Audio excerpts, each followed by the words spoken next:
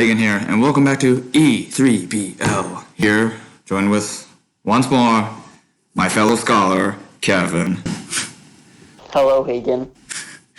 And today, for our Brit Lit assignment this time, we had to break down broad concepts that Adams features in the guide.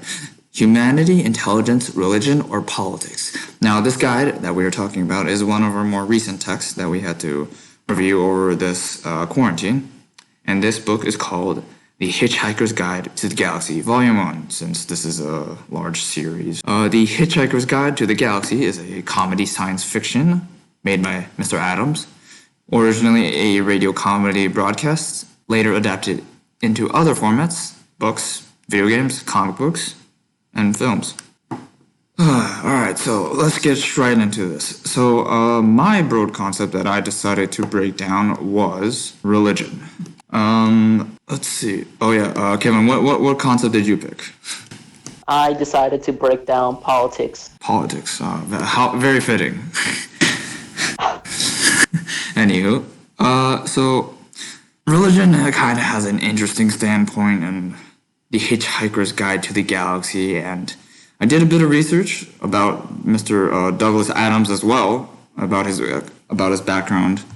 And I looked through a few sources on the internet, while also I found some quotes from the book of how this book is somewhat of his take on God, his radical atheist statement, essentially, or that was how I perceived it with the quotes that I found and quotes from both articles and the book. So for the quotes, I had one from this one website. Douglas Adams says about himself that he's not just confessing atheist, but rather a radical atheist. This attitude leads us to the task of this seminar paper, and we'll examine some of the theological and physical elements which appear in the text. Blah, blah, blah, blah, going on, generalizing. And later in his thing, he mentions that he was a committed Christian when he was younger, but at the age of 18, he decided to stop listening to them. And that it seemed to be complete nonsense to him.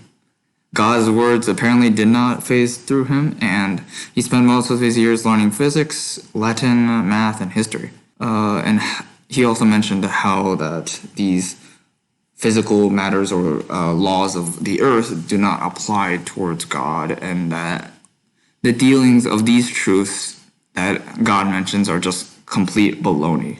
That's my first portion. The second portion being the quotes from the book. So one pretty blatant quote is one about talking about the babblefish. For those who don't know what the babblefish is, it's a tiny fish that enters through your ear, which automatically allows you to translate languages to become comprehensible for you, no matter where you are. Which is very, very useful. And because of this incredible convenience, in the text it mentions that this babblefish is a small, yellow, and leech-like and probably the oddest thing in the universe. ...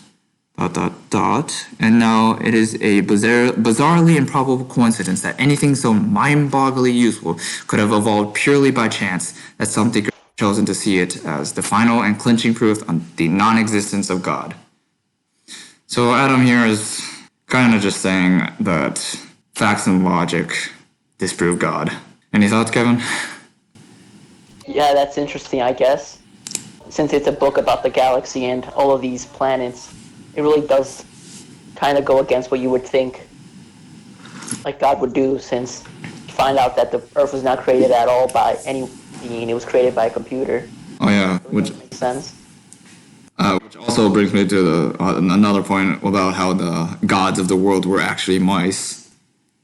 Spoiler alert for anyone who hasn't read the book yet. My apology. I guess it's a bit late.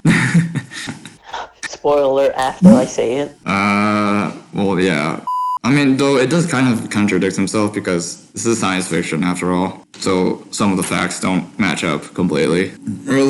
Religion doesn't have much of a place here. I think that's around about it. Finishing thoughts, Kevin? From my part. About religion? I'm just gonna say that I do agree that I don't see how religion would go too much in this either.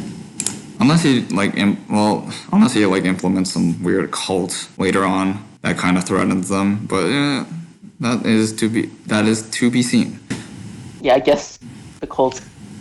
There's always some Colts. Yeah, there's always those darn cults. All right. Anyway, that's all from my Kevin. Go ahead. Okay, so before we start mine, I gotta ask you this question, Hagen.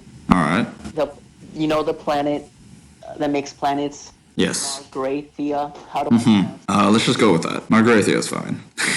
Oh, that's fine. Okay, just cut this part off. I'm not saying that wrong either. Okay, those are the only two things that I had to know how to pronounce.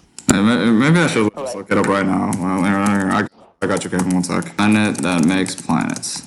I guess that's a pretty cool concept. Margrathia. Should I just put that into Google? See what they think. Sure. Pronounce? Okay, so they say Google says it's like Margrathia.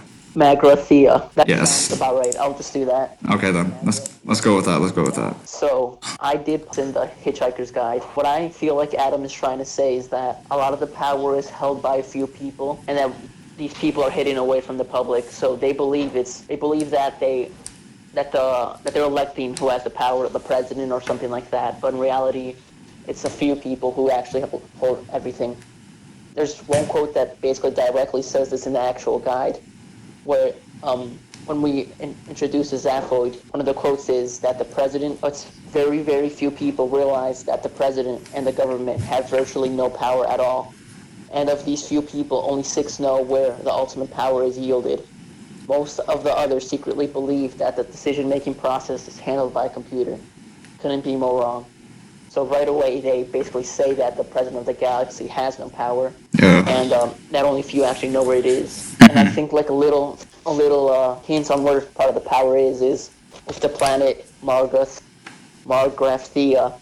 how that planet creates other planets for people, and that in the past that they got so rich from other wealthy people that they caused a galaxy-wide depression. I feel like the fact that a planet like that exists, that the people who control that planet and that they're able to have such an impact on everyone else shows how little everyone else has compared to them, because they alone were able to cause a full economic depression. And I'm pretty sure the government had nothing to do with them either, showing how little power the government themselves also has. Yeah. So, yeah. And then at the end, when they go back to the planet, Zaphoid learns that part of his brain was blocked off. He doesn't know why he stole the heart of gold, but he finds out that someone had told him to do it. So that makes me think, like, at this point, Zaphoid only did things, like, publicly as, like, a figurehead. But now, even that he isn't doing himself. He's being told what to do from someone else, and he doesn't even know who either. So that also shows how very little power he has in anything. Yeah. There's a bigger plot at play here, and We don't know who. Yeah, and how the galaxy reacts is pretty interesting, honestly.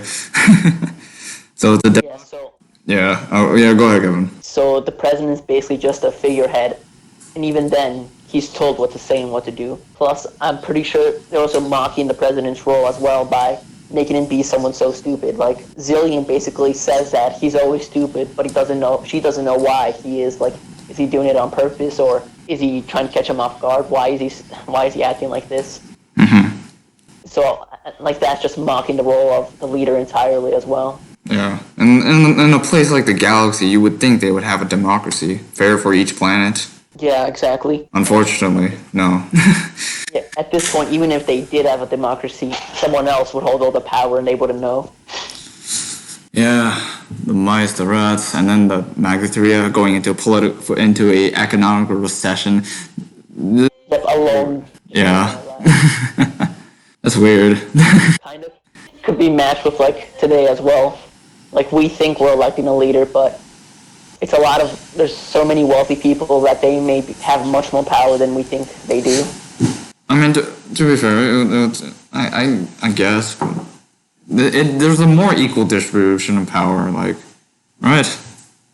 Yeah, definitely here than in the fiction, but I feel like there's some similarities, even if it's more exaggerated in the book.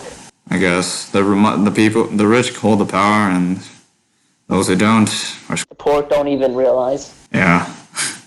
Oh, also on an interesting note of the Mr. President, who stole the heart of gold. So, Yeah. and the earth and all. I don't know if this is related or no, but this is very politics does not go a long way because you know how Earth got destroyed by Earth got destroyed to make a interspace highway, right? Yeah.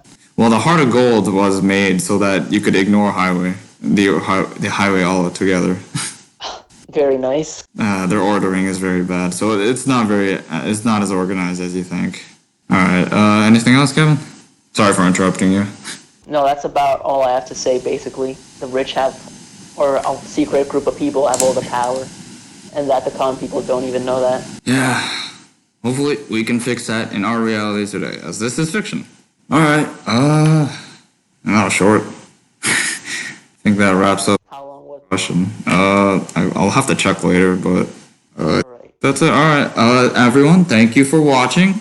You? Hopefully you enjoyed our broad concept focuses, and maybe you can pick up the Hitchhiker's Guide for yourself. It is a very though the first page is first book is like 170 pages. It is a long run. It is a 6 book series, something like that. So maybe you would be interested in it. Anywho, we'll see you in the next one. See ya. Okay, there you go.